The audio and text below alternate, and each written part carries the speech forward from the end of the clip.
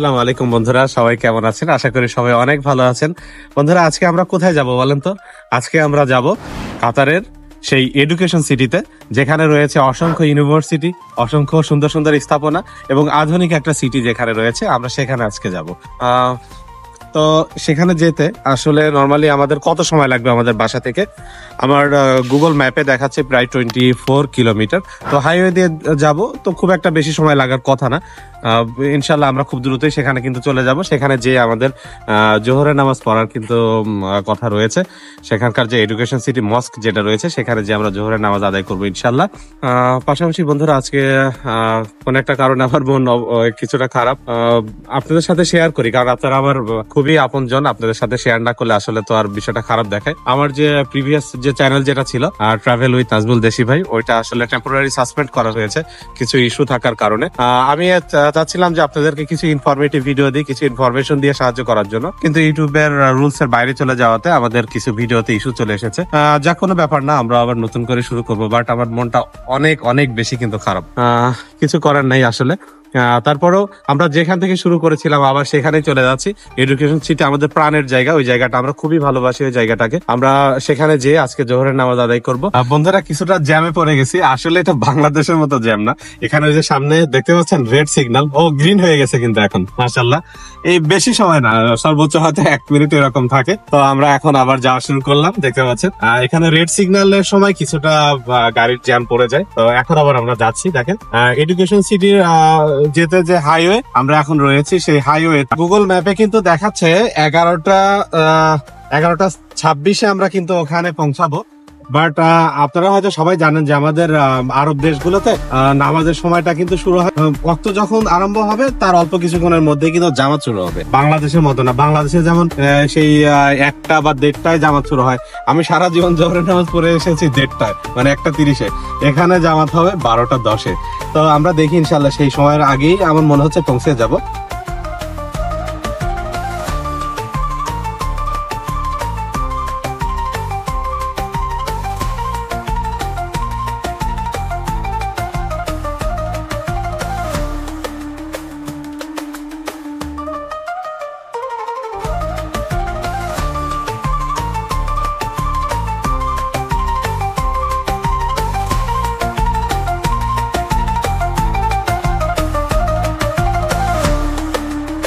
আমাদের কাতারের ফ্লাইওভার গুলো বন্ধুরা দেখেন কিরকম। কাতারের ফ্লাইওভার গুলো, এই জায়গাটা মনে হয় কি জানেন, ওই যে একটা ঝুলন্ত ব্রিজ আছে না বাংলাদেশে, কোথায় এটা আপনারা কমেন্টে একটু লিখে জানান। সেই ঝুলন্ত ব্রিজের মতন আসলে এটার স্ট্রাকচারটা এরকম। একটা ফ্লাইওভারের উপরে আছে, কিন্তু এটা কিন্তু অনেক উঁচুতে, প্রায় একটা 5তলা বিল্ডিং এর সমান উঁচুতে আমরা এখন রয়েছি। কাতারে এরকম অসংখ্য ফ্লাইওভার কিন্তু হয়েছে ওয়ার্ল্ড কাপের আগে। তখন তারা এই যাতে যানজট না হয় এবং স্মুথলি যেন আমরা এক জায়গা থেকে খুব সহজে আরেক জায়গায় যেতে পারি, যার কারণে ওরা কিন্তু অনেকগুলো ফ্লাইওভার করেছে। এটার নিচ দিয়েও কিন্তু আবার রোড আছে, সেখানে কিন্তু সবসময় জ্যাম লেগেই থাকে। বাট ফ্লাইওভারের উপরে আছি আমরা এখন। এখানে দেখেন কোনো ট্রাফিক নাই, সামান্য কিছু গাড়ি রয়েছে সামনে। Welcome to education city. আমরা এখন চলে এসেছি এডুকেশন সিটিতে।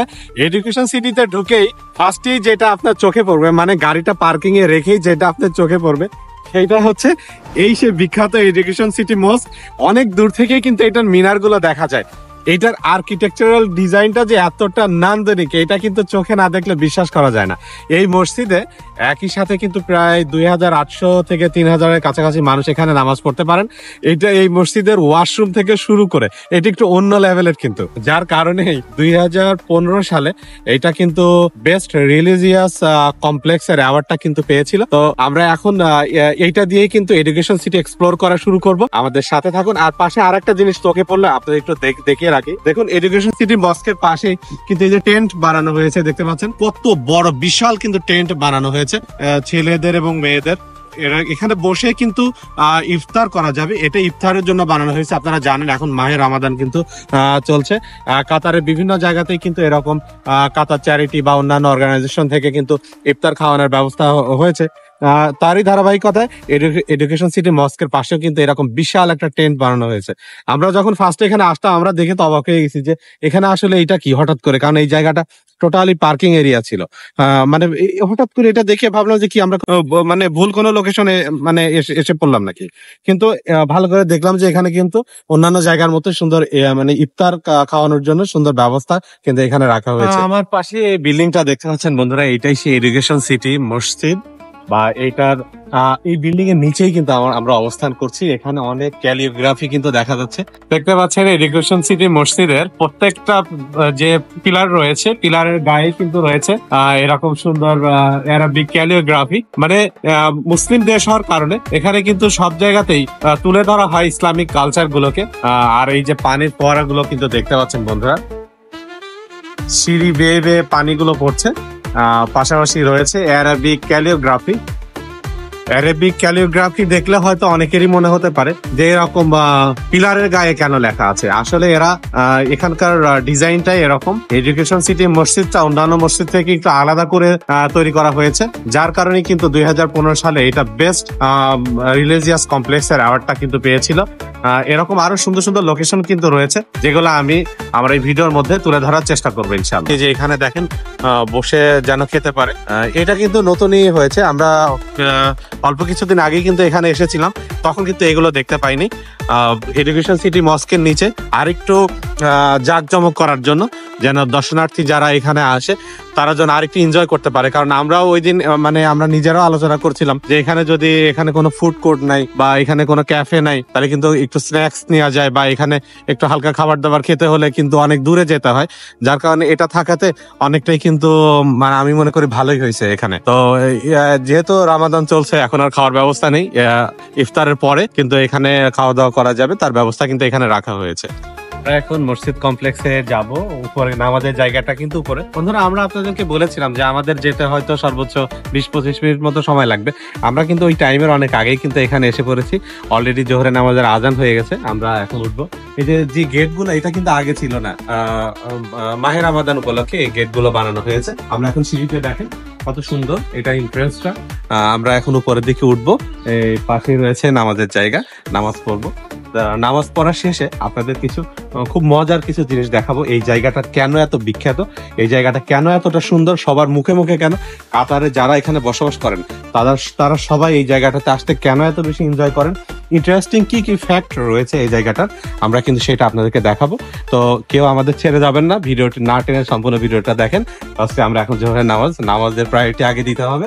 ফার্স্টে নামাজ শেষ করব, তারপরে আপনার সামনে আমরা তুলে ধরার চেষ্টা করব এখানে আকর্ষণীয় জায়গাগুলো আসলে কি কি রয়েছে। আমরা এখন উপরের অংশে কিন্তু চলে এসেছি সিঁড়িতে উঠে। তো উঠেই আপনাদের সামনেই যেটা চোখে পড়বে অ্যারাবিক ক্যালিগ্রাফি, চারপাশে কিন্তু এটার পুরোটা দেওয়াল জুড়েই কিন্তু এটা রয়েছে। মাহে রমাদান চলছে, এখন এখানে বিভিন্ন কালচারাল প্রোগ্রাম কিন্তু হয়, যেহেতু এটা কিন্তু একটা রিলিজিয়াস এরিয়া। এখানে কিন্তু সবকিছুই এখানে বিভিন্ন ধরনের রিলিজিয়াস বিভিন্ন প্রোগ্রাম কিন্তু হয়। পাশে রয়েছে নামাজের জায়গা। তো আমরা এখানে উঠে পড়লাম এবং নামাজটা এখনই করবো। এই তো সামনে যে গেটটা দেখতে পাচ্ছেন, এই গেট দিয়ে আমরা ঢুকবো। ওই যে দেখতে পাচ্ছেন অনেকেই কিন্তু মসজিদের মধ্যে ঢুকছে, প্রবেশ করছে সবাই। তো আমরাও এখনই যাবো, যেহেতু নামাজের টাইম কেউ অলমোস্ট হয়ে গেছে, অল্প কিছু সময় কিন্তু বাকি আছে। ঠিক নামাজটা পড়েই আপনাদেরকে কথা দিলাম আমরা সেই আকর্ষণীয় জায়গাগুলোতে চলে যাব। আমাদের সাথেই কিন্তু থাকবেন আপনারা।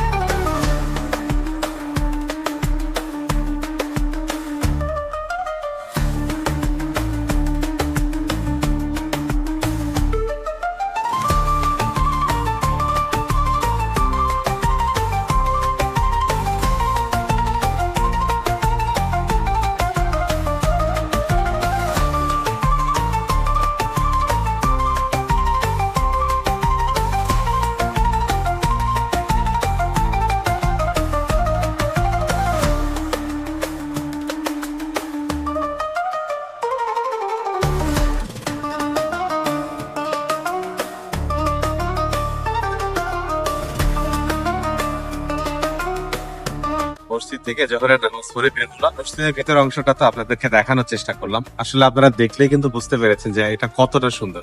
মসজিদ থেকে বের হয়ে আপনাদের যে বিষয়টা প্রথমেই চোখে পড়বে এডুকেশন সিটি মসজিদে এসে, এটা হচ্ছে এই অ্যারাবিক ক্যালিগ্রাফি গুলা দেখতে পাচ্ছেন। এগুলো কিন্তু স্টিলের উপরে সুন্দরভাবে অ্যারাবিক যে লেটার গুলো আছে সেটা দিয়ে কিন্তু কোরআনের বিভিন্ন আয়াত কিন্তু এখানে লেখা রয়েছে। আপনারা হয়তো আমার আগের চ্যানেলের অসংখ্য ভিডিওতে এই জায়গাতে দেখেছেন, আপনারা অলরেডি কিন্তু আমি দেখিয়েছিলাম আপনাদেরকে। কিন্তু দুর্ভাগ্যজনকভাবে ওই চ্যানেলটা আর আমাদের মাঝে নেই, ওইটা অলরেডি রিমুভ হয়ে গেছে। আপনারা হয়তো সবাই অনেকে জেনে গেছেন অলরেডি। প্রচন্ড মন খারাপ, গত 2-3 দিন বলতে গেলে ভালো করে কারোর সাথে কথা বলতে পারি নাই, কারণ একটা চ্যানেল চলে যাওয়া বড় কথা না, অনেক স্মৃতি কিন্তু সেখানে রয়েছে। অনেক সুন্দর সুন্দর অনেক জায়গাতে আমরা গিয়েছি, আপনাদেরকে দেখিয়েছি, অনেক মজা করেছি। এই যে সুন্দর মুহূর্তগুলো, এইগুলো তো চ্যানেল হয়তো ওইটা চলে গেছে, আবার নতুন চ্যানেল আমাদের ওপেন হয়েছে, নাজমুল দা গ্রেট। আরো বেশি আমরা শক্তি নিয়ে, আরো বেশি এনার্জি নিয়ে, আরো বেশি উদ্যম নিয়ে কিন্তু আমাদের চ্যানেল কিন্তু আমরা শুরু করেছি। আপনাদের যে পরিমাণে ভালোবাসা আমরা পেয়েছি, আমি মনে করি না যে একটা চ্যানেল চলে যাওয়াতে আমাদের সবকিছু শেষ। আমাদের নতুন চ্যানেলটাও আবার সুন্দরভাবে তৈরি হবে ইনশাআল্লাহ। পিছনে এডুকেশন সিটি মসজিদ কমপ্লেক্সটা দেখতে পাচ্ছেন। এই মসজিদ কমপ্লেক্সের উপরের অংশটা কেমন বা উপর থেকে এটা দেখতে কেমন লাগে, যেহেতু আজকে আমরা ড্রোন নিয়ে আসি নাই, যার কারণে আমরা একদম মসজিদের ছাদে চলে আসছি, একটা অ্যাঙ্গেলে চলে এসেছি, যেখান থেকে ধরলে আপনারা সম্পূর্ণ মসজিদের উপরের অংশটা দেখতে পাবেন। দেখেন কিভাবে, মানে কি গোলাকার আকৃতি করে এটাকে একটা মানে ডিজাইন করা হয়েছে। বাইরের অংশটা শেপটা দেখলে আপনারা বুঝতে পারছেন। এই আমার সামনে যে অংশটা দেখতে পাচ্ছেন, এইটাই হচ্ছে মূলত মসজিদের অংশ। এখানে নামাজের অংশ রয়েছে, এখানে মহিলা এবং পুরুষের নামাজের জায়গা কিন্তু আলাদা করা হয়েছে। বিভিন্ন নন মুসলিমরাও কিন্তু এটার ভিতরে যেতে পারেন, তাদের জন্য সুন্দর মেয়েদের জন্য বোরকা রয়েছে, ছেলেদের জন্য পাঞ্জাবি রয়েছে। মানে অ্যারাবিক ট্রেডিশনটাকে ফুটিয়ে তোলার জন্য এখানে যা যা করার সবকিছু কিন্তু এখানে করা হয়েছে। এবং সব থেকে মজার বিষয় কি হলো, নন মুসলিমরাও নামাজের জায়গাটাতে যেতে পারে, কিন্তু তাদের ড্রেসে না, তাদের জন্য আলাদা ড্রেস এখানে রাখা হয়েছে। তারা সেইগুলো পরে নামাজের জায়গাটাতে যাবে, দেখবে কিভাবে মানুষ নামাজ পড়ে, কিভাবে আজান দেয়, কিভাবে ইমাম সাহেব নামাজ পড়ান, সবকিছু অবজার্ভ তারা এখানে করবে। তারপরে আবার বের হয়ে আসার সময় ওই ড্রেসগুলো খুলে রেখে তাদের যে পোশাক সেটা পরে আবার বের হয়ে আসবে। এডুকেশন সিটি মসজিদের এরিয়াতে আসলেই এই জায়গাটা তো অনেক বড়, এখানকার সবগুলো জায়গা এক্সপ্লোর করার জন্য কিন্তু সুন্দর ব্যবস্থা রয়েছে। দেখেন ট্রাম চলে আসলো, এখানে কিন্তু ট্রাম স্টেশন রয়েছে কিছু দূর পরপরই। আমরা এখন ট্রামে করে আর একটা স্টেশনে যাব, আর আপনাদেরকে একটু দেখানোর চেষ্টা করবো। এই যে আমার সামনে ট্রাম দেখতে পাচ্ছেন, এটা সম্পূর্ণ ফ্রি সার্ভিস। কিন্তু এখন আমরা ট্রামে চড়ে তারপরে অন্য আরেকটা এরিয়াতে যাব, আপনাদেরকে দেখানোর চেষ্টা করব।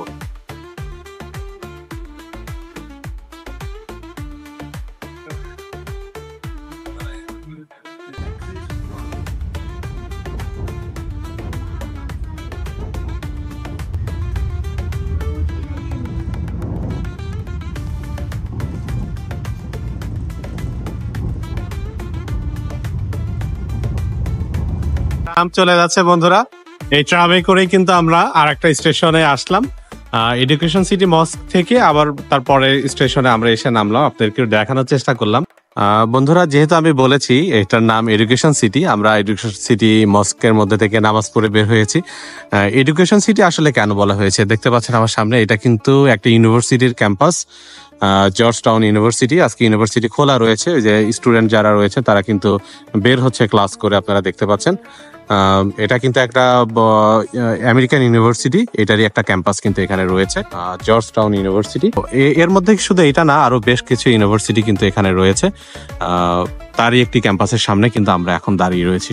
অনেকেরই কিন্তু সাইকেলিং এর কিন্তু খুবই শখ রয়েছে, বা ইলেকট্রিক স্কুটি রয়েছে, এগুলো বিভিন্ন জায়গাতে গেলে কিন্তু এগুলো ব্যবহার করতে ইচ্ছা করে, তাদের জন্য সুন্দর ব্যবস্থা রয়েছে। দেখেন সুন্দর ইলেকট্রিক সাইকেল কিন্তু এখানে রয়েছে, এগুলো ভাড়া নিয়ে চালানো যাবে। এই যে ইলেকট্রিক এখানে স্কুটি রাখা হয়েছে, এটা মেট্রো স্টেশনের ট্রাম স্টেশনের পাশেই কিন্তু এইভাবে রাখা হয়েছে। দেখেন এইভাবে রাখা হয়েছে, এখান থেকে কেউ ইচ্ছা করলেও নিতে পারবে না, একটা কার্ড সিস্টেম আছে, সেগুলো নিয়ে এটা রেন্ট নিতে হয়, ভাড়া নিতে হয়। মিনিমাম যাদের বয়স 18+ তারাই কিন্তু এগুলো ব্যবহার করতে পারবেন। এইগুলোতে করেও কিন্তু চারপাশে এরিয়াটা ঘুরে দেখা যায়। আমরা এখন রয়েছি ট্রাম স্টেশনে, দেখতে পাচ্ছেন আমাদের দেশে সেই রেল লাইনের মতো, রেল লাইনের মতোই, বাট ট্রামটা দেখতে কেমন সেটা তো আমি দেখিয়েছি আপনাদের অলরেডি। এটাই সে ট্রাম স্টেশন। এখান থেকে আমরা আবার এডুকেশন সিটি মস্কের সামনে যাব। এডুকেশন সিটি মস্ক যে স্টেশন রয়েছে সেখানে কিন্তু আমরা আবার নামবো। নেমে এডুকেশন সিটি মস্কের চারপাশের যে এরিয়াটা, সেটা আরো কিছু এরিয়া, সুন্দর সুন্দর জায়গা আপনাদেরকে দেখানোর চেষ্টা করব। ওই যে ট্রাম কিন্তু এসে গেল, আমরা এখন এই ট্রামে করেই কিন্তু এডুকেশন সিটি মস্ক মসজিদের এরিয়াতে আবার যাব। এই ট্রামে করে কিন্তু আমরা যাব বন্ধুরা, দেখতে পাচ্ছেন। আমরা ট্রাম থেকে নামলাম, ট্রাম থেকে নেমে এডুকেশন সিটি মসজিদের চারপাশে আরো কিছু সুন্দর জায়গা আপনাদেরকে দেখাবো। এই যে আমার সাথে সবসময় যারা দেখেন আমার ভাগ্নে, সেও কিন্তু সবসময় আমার সাথেই থাকে, আমরা একসাথেই সবকিছু করি। তো ওকে নিয়েই আসলাম আজকে, ওর সাথে করে আমি এই জায়গাটা ঘুরবো। আসলে একা একা ঘুরতে কিন্তু খুব একটা বেশি ভালো লাগে না, যার কারণে আরো দু একজন হইলে কিন্তু ভালো হয়। এর আগে এই সাইডটা আমার কাছে খুবই ভালো লাগে। এটা দেখতে পাচ্ছেন, এটা একটু এরকম গেটের মতো, গেট বানানো রয়েছে। উপরে কিন্তু এই যে ফুলের গাছ, এই ফুলগুলোকে কি বলে, আমাদের দেশেও কিন্তু এগুলো রয়েছে। হ্যাঁ, মনে আছে প্রথম ভিডিওটা, প্রথম শুট কিন্তু এখান থেকে নেওয়া হয়েছে। প্রথম শুট এখান থেকে নিছিলাম। একদম। ও আচ্ছা আচ্ছা, হ্যাঁ আমার মনে আছে, আমি এইটা থেকে বের হয়ে আসতেছিলাম।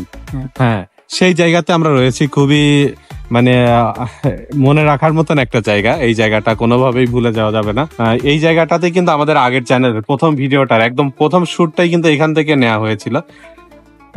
আসলে আগের চ্যানেলের কথা বললেই মনটা খারাপ হয়ে যায়। কি বলবো আর, আগের চ্যানেল নিয়ে বেশি কথা আসলে মনে হয় না বলাই ঠিক, কারণ আগের চ্যানেলটার ভিতরে অনেক আবেগ রয়েছে। ওইটা আমার প্রথম চ্যানেল ছিল, যার কারণে ওইটার কথা বেশি মনে পড়ে।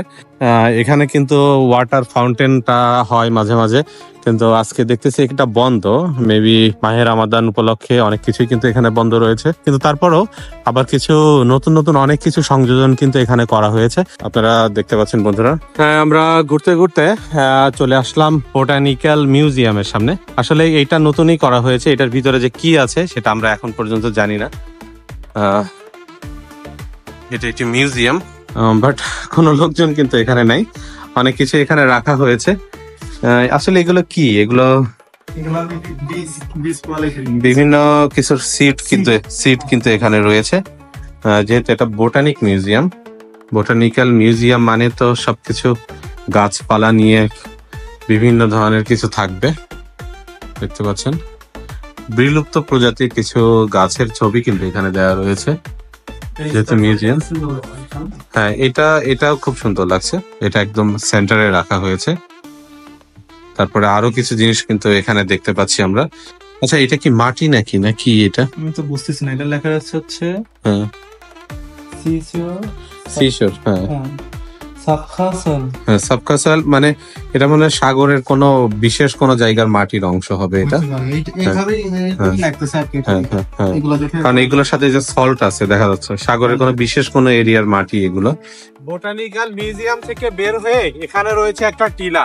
মানে পাহাড় না থাকলে আসলে প্রকৃতির সৌন্দর্যটা ঠিক সেইভাবে উপলব্ধি করা যায় না, যার কারণে মাঝে মাঝে রয়েছে বিভিন্ন টিলার উপরে যে গাছগুলো দেখতে পাচ্ছেন, এইগুলো কিন্তু আমাদের দেশের বহুল প্রচলিত গাছ, সেই বড়ই গাছ কিন্তু এখানে রয়েছে। আমি বুঝি না কাতারে এত বড়ই গাছ কিসের জন্য। কাতারিরা কিন্তু খুব একটা বড়ই এগুলো খায় না, এই যে বড়ইগুলো সব নিচে পড়ে আছে, আর পাখি খায় এগুলা। তো কাতারিদেরকে আমি বড়ই খেতে খুব একটা দেখি নাই, কিন্তু প্রচুর পরিমাণে কিন্তু বড়ই গাছ এখানে কিন্তু হয়। সৌন্দর্য বর্ধনের জন্য বড়ই গাছেরা এখানে লাগিয়ে থাকে। আমাদের দেশে যেমন ফলের জন্য বড়ই একটা খুব ভালো একটা ফল, ওই হিসাবে আমরা বড়ই গাছ লাগাই, কিন্তু কাতারে হচ্ছে সৌন্দর্য বর্ধনের জন্য বড়ই গাছ লাগানো হয়। দেখেন চারপাশে অসংখ্য বড়ই গাছ, লাগবে যে এটা আমরা বড়ই গাছের কোনো একটা বাগানে চলে এসেছে এরকম লাগবে, কিন্তু এগুলো টোটালি রাখা হয়েছে সৌন্দর্য বর্ধনের জন্য। রমজান মাস উপলক্ষে কতটা সাজিয়ে তোলা হয়েছে এডুকেশন সিটি এরিয়াটা, পাশেই মসজিদ। তো এখানে ইফতারের সময় হয়ে গেলে তো ইফতার করতে হবে, যার কারণে দেখেন সুন্দর এগুলো বানানো আছে। এখানে বসে একটা ধর্মীয় একটা পরিবেশ দেওয়া হয়েছে। এখানে বসে এইভাবে কিন্তু এখানে বসা যায়, বসে ইফতার করা যায়। আমিও বসে পড়লাম, বাট এখন ইফতারের সময় হওয়া অনেক দেরি। আমরা কিছুক্ষণ আগে জোহরের নামাজ পড়ে এসেছি, কিন্তু আপনাদের বোঝানোর চেষ্টা করছি যে একটা আরব দেশে মুসলিমদের যে ইতিহাস ঐতিহ্য বা মুসলিম যে কালচার সেটা কতটা এখানে উপলব্ধি করা যায়। অন্যান্য দেশে কিন্তু এটা কখনো চিন্তাও করা যায় না, এটা কিন্তু আরব দেশগুলোতেই শুধু এটা সম্ভব।